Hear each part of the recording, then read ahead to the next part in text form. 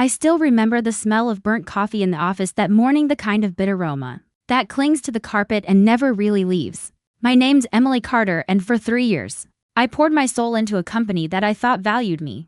Turns out, I was just a stepping stone in someone else's climb to the top. It was early Monday when my manager, Steve, called me into his glass-walled office. He always loved doing that, summoning people like a king in his castle, making sure the whole floor could watch you walk in with sweaty palms and fake smiles. I knew something was off the second I saw his smug little grin. He leaned back in his chair, arms crossed like he had just won something. "Emily," he said, pretending to sound sympathetic, "we're going to have to let you go." The words hit me like a sucker punch. My throat tightened, but I didn't let my face show it. "Let me go? For what?" I asked, keeping my voice as calm as I could. Steve shifted in his seat, glanced at the HR rep sitting in the corner like a silent executioner, then said, "It's just budget cuts. Restructuring, you know how it goes." But I wasn't stupid. I had built an internal system for that company, a project management platform that streamlined everything from client billing to employee workflow. It had saved them thousands of dollars, maybe even millions. And I was the only one who knew how to keep it running. Suddenly, budget cuts didn't sound like the truth. It sounded like betrayal. I locked eyes with Steve, and for a second he looked away. That told me everything I needed to know. They didn't just fire me. They wanted my system, my baby. My late nights, my weekends, my skipped holidays. I forced a smile and said, "Got it? Thanks for the opportunity." That fake politeness was all I could manage before walking out. But inside, I was already plotting. As I packed my desk, I overheard two co-workers whispering by the printer. "She doesn't even know they're keeping her system," one of them said. My heart dropped into my stomach, then flipped over into a firestorm of anger. So that was the game. They wanted to steal my work and dump me like trash. Driving home that evening, I gripped the steering wheel so tight my knuckles turned white. The city lights blurred through my tears, but underneath the hurt, there was something darker, sharper: resolve. If they thought they could use me and then toss me aside, they had no idea who they were messing with. I spent that night sitting cross-legged on my apartment floor, laptop glowing in the dark, staring at the back end of the system I'd created. Every line of code, every custom function, it all had my fingerprints. They might think they owned it now, but without me, they were flying blind. That's when the idea sparked. Revenge, not the screaming, throwing things kind, but the cold, calculated kind. The kind that makes people regret ever crossing you. I wasn't just going to walk away. I was going to let the very system they stole collapse from the inside out. And when it did, it would take their precious company reputation with it. I could almost picture Steve's face when the first cracks started showing. The missed deadlines, the corrupted files, the angry clients. He thought he won when he fired me. But he had no idea that I had built safeguards, fail-safes only I could control. And now, they were going to become his worst nightmare. I leaned back against the wall, heart pounding, and whispered to myself, "You took everything from me. Now I'll take everything from you." That was the night Emily Carter died as the loyal employee and was reborn as something else entirely. The first week after they fired me was the hardest. I'd wake up at 7 like I always did, and for a split second I'd forget that I no longer had a job to rush to.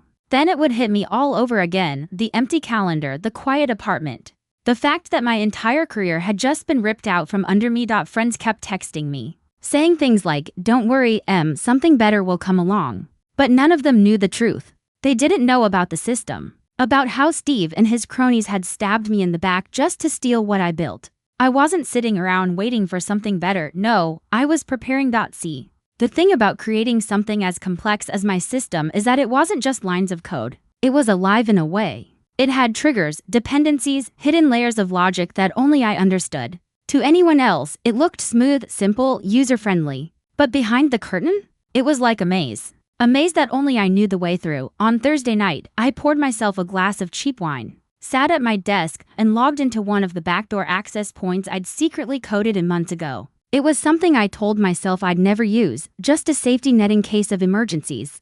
Well, this was an emergency. There it was, the company's entire operation spread out across my screen. Client rosters, payment records, scheduling pipelines. I stared at it, heart racing, a thrill running through me. They thought they had locked me out. They thought firing me was enough. I hovered over the keyboard, my finger itching to hit delete. One click and I could burn it all down. But I stopped myself. No, that would be too easy. Too quick. They wouldn't feel it enough. Revenge should sting, not vanish in smoke. Instead, I started planting little time bombs. Nothing visible, nothing obvious, just subtle errors waiting to hatch. A delayed payment trigger here. A corrupted scheduling algorithm there. A cascade effect that would take weeks to show up. By the time anyone noticed, it would be too late. But here's the thing, revenge isn't just about watching someone else fall. It's about making sure you rise while they're crashing. So I updated my resume, polished my LinkedIn, and started making calls. Quietly, carefully, I began reaching out to old contacts. If I was going to burn them down, I needed to make sure I had somewhere else to stand when the smoke cleared. Still, every time I closed my laptop at night, I couldn't shake the rush. The power. It was intoxicating. I'd go to bed picturing Steve's smug little smile turning into panic when his precious clients started calling with complaints. Then one afternoon, about a week later, I got my first sign that the dominoes were starting to fall. I was grabbing a coffee at the corner cafe when I saw Mark, one of my old co-workers, waiting in line. He spotted me and froze for a second, like he wasn't sure if he should say hi. Finally, he shuffled over. Emily. Hey, he muttered. How's everything? I raised an eyebrow. Peachy. How's the circus without me? He laughed nervously, rubbing the back of his neck. Honestly, it's a mess. The system's acting weird. Stuff's not syncing right, invoices are doubling, and Steve's losing it. He's been in meetings all day trying to figure it out. I sipped my coffee slowly, hiding the grin that threatened to spread across my face. Weird, I said, feigning innocence. Guess that's what happens when you fire the person who built it. Mark looked around, lowered his voice, and leaned in. Between you and me, I think they regret letting you go, but don't tell anyone I said that. Don't worry, I said softly, your secret's safe with me. As he left, I walked out into the cool air with my coffee, heart pounding with satisfaction. The first cracks had appeared. The machine was starting to fail, and no one but me knew why. That night, back at my apartment, I pulled up the system again and watched the chaos unfold in the data logs. Failed transfers, overlapping schedules, corrupted files spreading like a virus. And all I could think was, this is just the beginning. 2 weeks after they fired me, the storm truly began. I was sitting on my couch in sweatpants, a bowl of cereal in my lap, when my phone buzzed. It was a LinkedIn notification. Then another, and another. Recruiters, ex-colleagues, even people I barely remembered were suddenly reaching out. The company's issues were spreading, and whispers were making their way through the industry. By noon, I'd already heard from 3 people projects were delayed, invoices weren't getting paid, and clients were starting to panic. The system they thought they could run without me was choking, and with every passing day, the cracks were splitting wider. And Steve, he was drowning. I didn't have to see him to know. But fate has a funny way of rewarding patience. That Friday, I ran into him. I was walking downtown enjoying the crisp fall air when I spotted him outside a glass office building. He was on the phone, pacing, his tie yanked loose, face red. I couldn't hear every word, but I caught enough. Yes, I understand. We're working on it. Please don't pull the contract. I almost laughed out loud.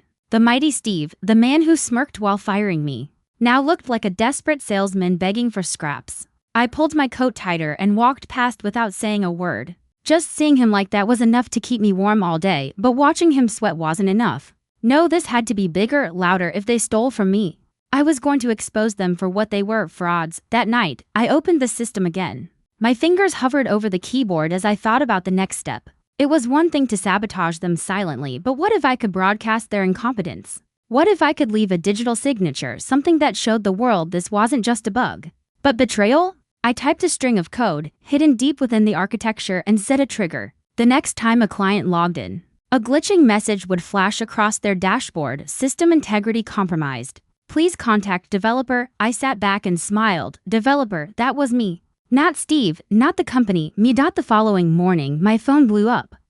First, it was a text from an old teammate. Emily, did you do this? Clients are freaking out. They think the system's hacked. Then an email from a recruiter. I hear you were the original mind behind that project management tool. Are you available for a chat? And finally a voicemail from Steve himself. His voice was strained, tight, like he was forcing every word through clenched teeth. Emily, listen. I think we may have had some misunderstandings. I'd like to talk. Maybe we could work something out. I played that voicemail 3 times just to savor it. The man who tossed me aside like garbage was now crawling back, begging. But revenge isn't about mercy. It's about balance. He took everything from me, my job, my security, my pride. Why should I give him an easy way out? Instead of calling back, I opened the system one more time. I tightened the screws. Payments stalled completely, dashboards froze, and the error messages grew louder, bolder. Every client knew something was wrong.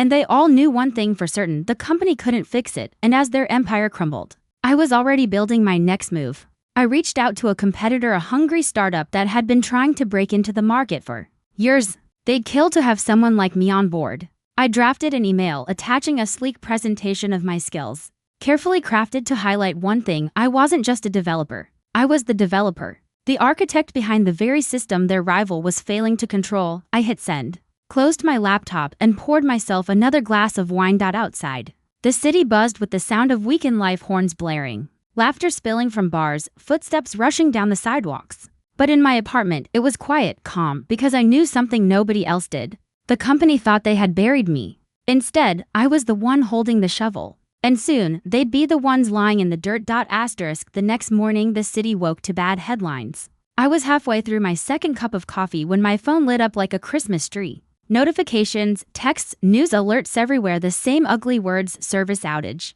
client data errors, major vendor dispute. I scrolled through a dozen different feeds, watching the story grow like a spill spreading across a paper towel, impossible to contain.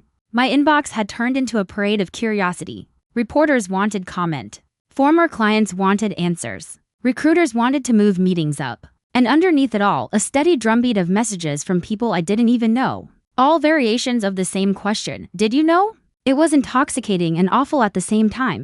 For 3 years, I'd watched the company's PR machine craft narratives, press releases that made small wins look like miracles, memos that smoothed over every mistake. Now their spokespeople were scrambling to stitch together explanations for a disaster they clearly hadn't anticipated. There were apologies that sounded rehearsed, promises of fixes that felt hollow, and most delicious of all, an executive memo that read like a confession. The company acknowledged unforeseen system failures affecting client operations. The language was careful, deliberately vague. It tried to sound competent while admitting nothing. I didn't call anyone back. Not reporters, not clients, not Steve. I watched them flail from the safe distance of my apartment, like someone watching a slow-motion car crash on the highway, and feeling sick with the voyeurism of it. By midday, the story had moved beyond gossip and into the kind of headlines that hurt a company's bones. Contracts were put on hold. Key partners issued statements. A major client, one the company had leaned on for credibility, sent a terse note, terminating their agreement effective immediately. The legal notices started trickling in. People I'd gone to lunch with were suddenly tagged in angry LinkedIn posts calling out incompetence. And incompetence's invisible cousin, unethical behavior. On the third day, their stock took a hit. I watched the percentage drop like a number on a ticker tape, indifferent and somehow satisfying. There were investors on news channels asking hard questions that PR couldn't slick over. Interviews were clipped and defensive. Steve appeared once on camera, stiff, sweating, trying to sound like a leader, and the clip made the rounds with snarky commentary. The man who had stood over my desk and said budget cuts looked like he'd been hollowed out. He looked small. It would have been easy to dance in his ruin. I didn't. I'm not proud of that. I wanted to feel victorious, to scream that I'd been right all along. But looking at the fallout, I saw more than just a bruised ego to nurse. I saw people losing roofs over their heads, vendor invoices going unpaid, families thrown into scramble because payroll hiccups had cascaded. Revenge had started as a personal thing, a correction of an injustice. Watching collateral damage accumulate made a knot form in my stomach. That night I met with the startup from Chapter 3. We'd exchanged emails. Then calls, quiet, professional, but things accelerated when my resume hit the right desk. The founder, a woman named Jasmine Reyes, insisted on meeting in person. She wanted someone who could steer them away from the mess that had just become industry gossip. And she wanted someone who wrote systems that actually worked. She wanted me, bluntly. We met at a coffee shop on the west side. Two women who had both spent too much of their lives building things. Jasmine was all energy, short hair, sharp laugh, no bullshit. I liked her immediately. She listened while I spoke, not just to the credentials on my resume, but to the story, the late nights, the architecture, the betrayal. When I finished, she didn't say what most people say. "I'm sorry," she said. "Sounds like you know how to fix what other people break. Come build with us." It was the first offer I'd had that didn't come with strings. No begging handshake, no "we'll make it up to you" nonsense. Pure, direct opportunity. I told Jasmine I needed a week. She smiled and said she'd hold the slot. Walking out of that meeting, I felt the first real pull toward something besides payback. It wasn't forgiveness, far from it. But the seed of a future that wasn't built on anger had been planted.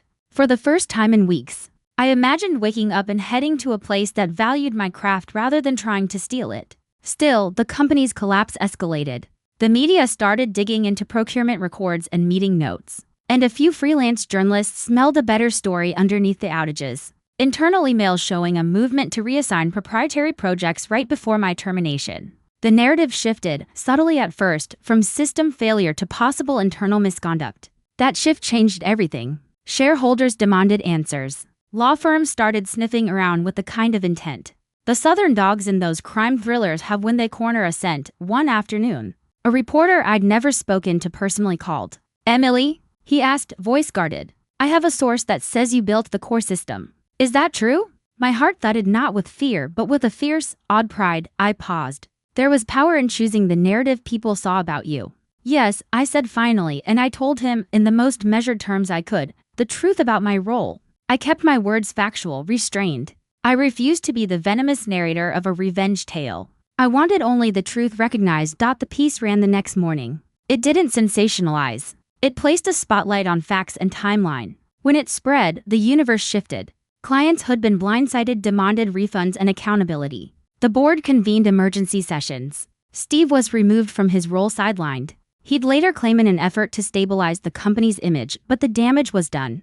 Trust is a fragile currency in tech, and once it's lost, money and apologies won't make prompt deposits. The company's brand, built on sleek demos and confident pitches, now smelled like carelessness and greed. Contracts dried up. Partners rescinded offers. The young engineers who'd once worked under the company's banner started getting other offers. They didn't want the stink of a sinking ship on their resumes. Throughout it all, I heard from people who'd been affected. A contractor who'd waited 3 weeks to be paid. A mom who couldn't reconcile a payroll issue. A client who'd lost a major sale because of a missed invoice. Hearing those voices changed something in me. Revenge tasted bitter when you realized it was a blunt instrument that didn't discriminate. The anger that had propelled me now needed rules. So I shifted the mission. No more lashing out for sport. No more letting collateral damage be the bill others paid. I started taking steps to mitigate what I could. Quietly, without fanfare. I reached out to a handful of clients, only those who had directly messaged me asking for help. And I walked them through what I could explain in plain terms. I didn't give them secrets. I gave them context. I advised them on what to ask for, what to demand, who to call to get relief. It wasn't fixing the system. It was giving people back a sliver of power in a moment when they felt helpless. That small, human act steadied me in a way the spike of triumph never could. This was not about obliterating an enemy anymore. It was about reclaiming agency and using it in a way that didn't harm strangers. It was about building something that could stand on its own, without tethering itself to the collapse of another. As the company's story kept unraveling in the press, my life surprisingly began to realign. Jasmine's startup saved a slot. The recruiter nudged. The calls kept coming. I watched the smoke clear and realized I'd been standing on the edge of something new. This whole time, I'd engineered a fall that taught me a lesson I hadn't thought I needed. Power without accountability corrodes. Revenge without a compass leaves ruins you might regret walking through. On a rainy evening, months after the first budget cuts meeting, I sat at my desk and typed a single line I had never before allowed myself to type. "I'm ready." I pressed send to Jasmine's email and closed my laptop. The world I'd burned away had made room for a new map.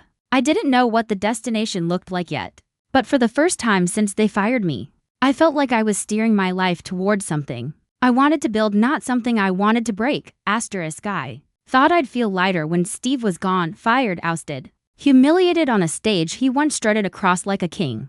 For days, the news replayed clips of him trying to spin the company's collapse, his voice tight, his hands twitching as if he wanted to claw back control of the narrative. Watching it should have been sweet. Watching him finally taste fear should have been my champagne moment. But it wasn't. Instead, I felt this strange emptiness. Like I'd been carrying a heavy stone for so long that my arms didn't know what to do without it. Revenge gives you focus, but it doesn't give you peace. And peace was what I'd been craving since the night I sat cross-legged in my apartment, plotting destruction under the glow of my laptop screen. Jasmine must have sensed it too. When I officially signed with her startup, she didn't celebrate with confetti or speeches. She just shook my hand, firm and steady, and said, "Let's build something clean. Something we don't have to burn down later." I liked that. It stuck with me. My first weeks with her team were a whirlwind. We were small, scrappy, and half the time our office was whatever coffee shop had enough outlets. But there was energy, hope. The kind of drive that doesn't come from greed but from wanting to make something that matters. For the first time in months, I woke up eager to open my laptop instead of dreading what fresh chaos I'd unleashed. Still, the ghosts of what I'd done haunted me. Late at night, I'd scroll through industry chatter. Some praised me as a whistleblower who had taken down a corrupt firm. Others painted me as a vindictive saboteur. Both versions were true, in their own way. One evening, as rain tapped against my window, I got an email from an address I didn't recognize. No subject line, no greeting. Just a single sentence: "You ruined more than Steve, you ruined lives." Stop. My stomach dropped. I read it again, then again. I wanted to dismiss it as a troll, some anonymous stranger lashing out. But deep down, I knew they weren't entirely wrong. My traps hadn't just cost Steve his throne. They'd disrupted ordinary people's paychecks, upended contracts, forced families into panic. Collateral damage I hadn't thought much about when I was fueled by rage. For the first time, guilt outweighed satisfaction. I shut the laptop, paced my apartment, and asked myself the question I'd been avoiding: had I gone too far? The next day, I met with Jasmine in a quiet diner. She was scribbling notes on a napkin, something about user pathways, when I finally blurted it out. "What if I'm not who you think I am?" She looked up, confused. "Emily, what are you talking about?" I stared at my coffee. The company collapsing, the lawsuits, the clients who lost everything. I wasn't just a victim. I set the fire. I let it all crash, knowing people would get hurt. Maybe Steve deserved it, but the rest of them didn't. Jasmine leaned back, folding her arms. She studied me for a long moment, her expression unreadable. Then she said something I'll never forget: "Villains don't worry about collateral damage, Emily. You do. That's what makes you different. You can't change the past, but you can decide who you're going to be moving forward." So who is that? Her words hit me like a second punch. I realized I'd been so tangled up in the story of what Steve did to me that I hadn't written the next chapter of me. Revenge had been my compass, but compasses can point you into storms if you let them. That night, I logged into the old system one last time. The company was a skeleton now, barely functional, running on fumes. The traps I'd set were still there, ticking like broken clockwork, causing new headaches every day. And for the first time, I didn't feel pride looking at them, I felt pity. So I did something that surprised even me: I shut them down. Every trigger, every bug, every little sabotage I'd planted, I dismantled it piece by piece until the system was just what it had been before: a tool. A tool that didn't belong to me anymore, and one I was finally willing to walk away from. It wasn't forgiveness. I wasn't doing it for Steve, I was doing it for me. Because dragging that mess into my new life meant I'd never be free of it. The following week, Jasmine's startup landed its first major client. We worked 14-hour days, fueled by bad diner food and bottomless coffee. And when we delivered on time, the client's praise felt better than any headline about Steve's downfall ever had. That's when it clicked: revenge had given me closure, but creation gave me purpose. Of course, the world didn't forget my role in the company's collapse. Some people still whispered, still judged, still cast me as the villain of their version of the story. Maybe they always would. But Jasmine was right. I couldn't control the past, only the future. And if the future meant building something I didn't have to burn down, then maybe, just maybe, all the ashes behind me had been worth it. But deep down, one question still lingered in the quiet corners of my mind: if Steve ever came back, crawling for forgiveness or scheming for revenge of his own, what would I do then? Because in stories like this, enemies never really disappear. They wait, in the shadows, for their chance to strike. And I wasn't sure if I'd greet him with forgiveness or with fire. It had been 6 months since the collapse. 6 months since I torched the empire that tried to steal my work. And 6 months since I joined Jasmine's team to build something new. Life had changed in ways I hadn't expected. My days were filled with brainstorming sessions, coding sprints, and late-night takeout runs with people who actually respected what I brought to the table. Our little startup was gaining traction. Clients loved our product. Investors were circling, and for the first time in years, I felt like my future was mine again. But ghosts don't vanish just because you stop looking at them. They wait, they linger. And one autumn evening, my ghost came back. It was a Friday. The office, if you could call the two-room loft we rented an office, was buzzing from a new contract we'd just signed. Jasmine ordered pizza for everyone, and we sat around laughing, the kind of tired, goofy laughter that only comes after a victory you've bled for. My phone buzzed in the middle of it. Unknown number. Normally, I'd ignore it, but something in my gut told me to answer. "Emily," the voice said, low and rough. I froze. I knew that voice. Steve. For a second, all the air left my lungs. Memories of his smirk, of that glass office the day he fired me, came rushing back. I almost hung up. But something stronger, curiosity, maybe pride, kept me on the line. "What do you want, Steve?" I asked, my tone colder than I'd planned. There was a long pause. Then he sighed. You destroyed me. Do you know that? I lost everything. My job, my reputation. I can't even get an interview without people bringing up your damn system. His voice cracked at the edges, not angry broken. I waited, letting the silence press against him. You did that to yourself, I finally said. You stole from me, you lied. You thought you could bury me and own what I built. You underestimated me, he chuckled bitterly. Yeah, I did, another pause. Then, softer, so what now? You won, you happy? The question hung heavy. Months ago, I would have shouted yes without hesitation, but now? Sitting in an office filled with people who believed in me, staring at the contract that represented my future, I realized the answer was different. I'm not happy because you lost, Steve, I said slowly. I'm happy because I walked away. Because I built something you couldn't touch. You wanted to own me. Now you're just a footnote in my story. On the other end, his breathing hitched. For a moment, I thought he might lash out, scream, curse me. But instead, he just whispered, "Goodbye, Emily." The line went dead. I sat there, phone heavy in my hand, the weight of finality settling in. That was the last time I ever heard from him. And in that moment, I realized something I hadn't before. Revenge had been the fire that lit the fuse. But letting go was the explosion that set me free. Steve wasn't my shadow anymore. He was just a man who made the mistake of underestimating the wrong woman. The next Monday, Jasmine called me into her office. She handed me a folder with a grin. Partnership offer, she said. You've earned your stake. You're not just working for this company anymore. Emily, you are this company. I opened the folder, scanned the numbers, and for the first time in years, my chest swelled with something that wasn't anger or grief. It was pride. Pure, unfiltered pride. I smiled. Let's build an empire, I said. And this time, it would be mine.